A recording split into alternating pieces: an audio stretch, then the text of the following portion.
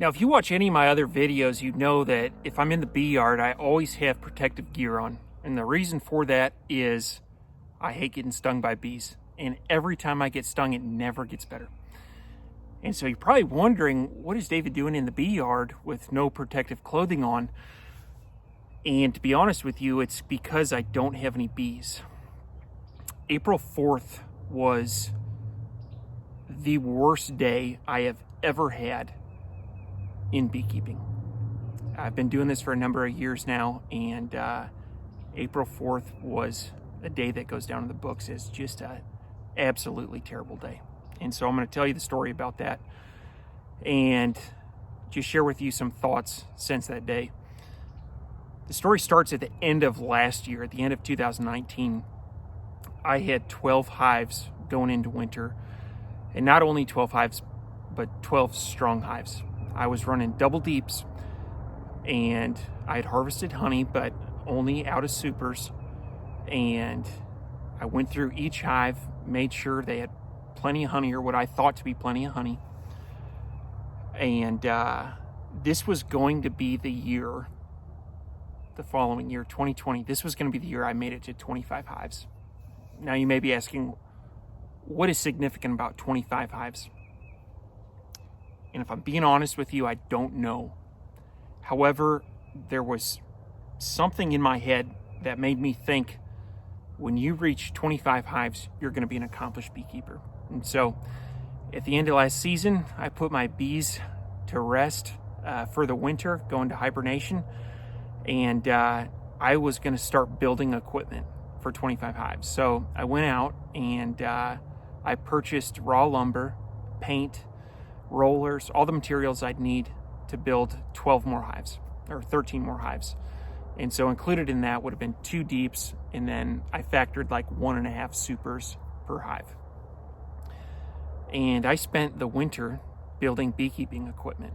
Now, don't get me wrong, I like woodworking, and there's some ancillary benefits to spending some time behind a table saw and building some really nice equipment. I also ordered 400 frames, and I assembled them. And like most of my equipment, I take a lot of pride in it. So I glued it, I nailed it, I hand nailed it, and not just 2 in the top, but 2 in the top and 2 on the sides. For those of you that have assembled frames, you know what I'm talking about. But anyway, long story short, I put a lot of time and effort into building this equipment to get me to 25 hives. I also built 2 more hive stands like this, and I was ready to rock and roll. April 4th rolled around, and it was my first hive inspection. I was pretty confident, honestly. On, I think it was March 9th, I came out here and I just looked at, it was a warm day, and I looked at the hives, and I could see that 9 of 12 were definitely had bee populations. There were bees going in and out. They had broken cluster. It was a warm day. So going into April 4th, I thought I have, 9. I should have 9. A month ago, I had 9 hives that were alive. I should have 9 hives. And so on April 4th, I came down and I checked hive number 1, and all my bees were dead. I was disappointed, but I moved on. And I moved on to all 12 hives, and I lost everything. And to be totally honest with you, I didn't handle it well. I threw my hive tool as far as I could throw it. I have a storage shed where I keep extra equipment. I kicked that over, acted like a real adult, and I walked away. And today is the first day I've been back in the bee yard. So it's been a month. It's been a month, and it at first, I'll tell you kind of my the timeline of this. So at first, I was angry and I was ready to give up beekeeping. I've been doing this for a number of years, and let's see, we're in year 5 right now. Year 5, I have nothing to show for it. I have a lot of equipment that's empty. I will not harvest honey this year. I've been giving away honey for a number of years to family and friends. I will not have any to give away this year. To be honest, it was a tough pill to swallow. So I'm going to kind of take you through this timeline, because it started out just pure anger, and I hate beekeeping. I'm done. and it's kind of transformed over the last couple of weeks, and I want to share that with you. Now, I'm thinking of my viewers right now. I'm thinking there's probably a third that think this guy is nuts. He's talking about being emotionally impacted by losing his hives. There's probably a third of you that are thinking, you know, I have a hive out back. I check on it twice a year. This doesn't seem like that big of a deal. But then there's probably a third of you that are really into beekeeping and really think of this as animal husbandry and think of it as your job to take care of the hives. And it's those third that I probably think are going to relate to this video the most. So here we go. So my first thought was anger, and it wasn't anger at myself. It was anger at external factors. We have in our town, we have this, it's called the mosquito truck, and it's a half-ton truck that drives around with a big tank on the back with a sprayer, and it sprays this mist into the air, and it kills all the mosquitoes. Taxpayers pay for this luxury of living in a mosquito-less town. Now, to be honest with you, I saw that drive down my street last year. I was really angry. There's just something about wholesale killing of insects that makes me a little uncomfortable because I raise insects. Now, before you take me too seriously, listen, I'm an accountant. I'm not the guy to talk to about this. And so I called the city and I complained. I was like, you know, listen, I have bees, stay off of my street. And the guy raised a fair point. He said, you know, that is designed to kill mosquitoes. I don't think it's designed to kill bees. And I would imagine, he said, I'm not an expert in this, but I would imagine that there's some regulatory scrutiny under which a product like this sprayed into the air, there's a regulatory process that it must go through. And that was kind of when I realized, like, hey, stay in your lane. Income statements, balance sheets, that's your thing, but you're not a biologist. And so I kind of let that one rest. But honestly, when I saw that all my bees were dead, that was the first thing I thought of, was just how angry I was that this happened to me. Second thought I had was, I am done with beekeeping. I hate this. I have been at this for 5 years now, and I have nothing to show for it. I'm a failure, and I'm a bad beekeeper. And that has since changed. I like beekeeping. I want to get into it more, as evidenced by building a whole bunch of equipment over the winter.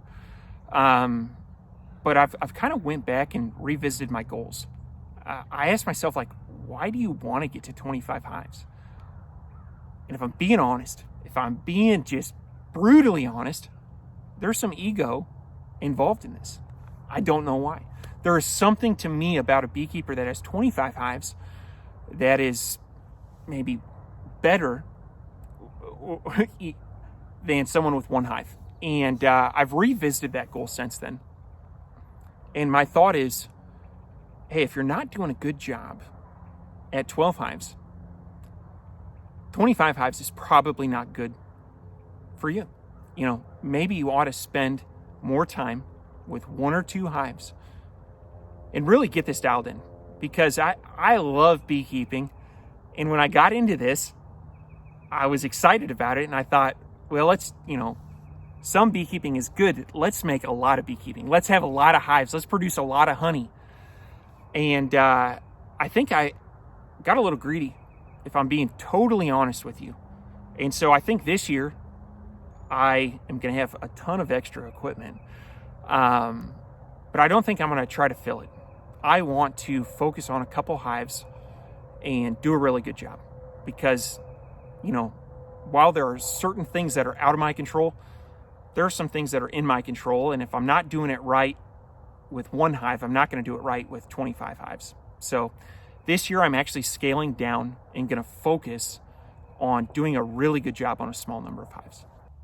The last point I'm going to make is I don't think it was the right decision when I saw that I had 12 dead hives to walk away for a month. And I'll tell you why. I think, that's a crime scene, and there was fresh evidence. And I could have gotten in my hives and I could have seen, all right, did they run out of honey? Did they run out of food stores? Like, is that my issue? I can address that with feeding. Did they have plenty of honey stores? Maybe I need to look at a mite load. And there was a lot of evidence, and to be honest, I was just angry, and so I left. But I think that in the future, next year, I'm making a mental note. If I lose a hive, when I know it's dead, because I will lose hives, it's just part of beekeeping. I need to learn from that, and I need to get in there, that day and look around. Because what's happened is I've waited a month, and even though I have no active hives, there are a lot of bees in this area robbing out last year's stock. And so I've had a month of robbing going on.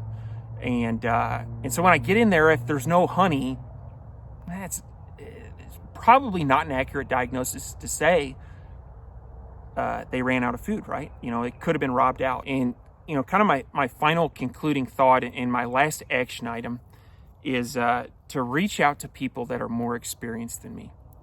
This is true in beekeeping. It's true in a lot of things in life. If you don't know what to do, ask someone who's been there before. And that's where I kind of look to you, the YouTube community. I will say the worst people live in the YouTube comments, generally, not beekeeping. I mean, this is a great group of people that offer really good advice and help each other out. I know stereotypes aren't good, but generally beekeepers are pretty good people. And so anyway, to you, the viewer, if you run into this problem, what would you do? I've looked online. I've seen a couple people say send bees into the state apiarist. I've seen a couple different responses, but to you, the listener, if this happened to you and you handled it better than I did, what would you do? I'm really curious. Let's learn together. Please post something in the comments. I really appreciate it. And maybe we as a community can learn from this and become better beekeepers. Because at the end of the day, this is animal husbandry. And you ought to take care of these bees. And you ought to learn. I feel ashamed as I film this video right now. There's part of me that feels embarrassed and doesn't want to post this. But I know there are other people in this spot. There are people that have lost all their bees. And if I can help them have a better and more successful next year, and you, the viewer, can help and chip in and help them have better and more successful next year, we all benefit from that. And so, anyway, my ask to you, I always ask for like and subscribe. Feel free to do that. But today my ask is, let me know what I should do.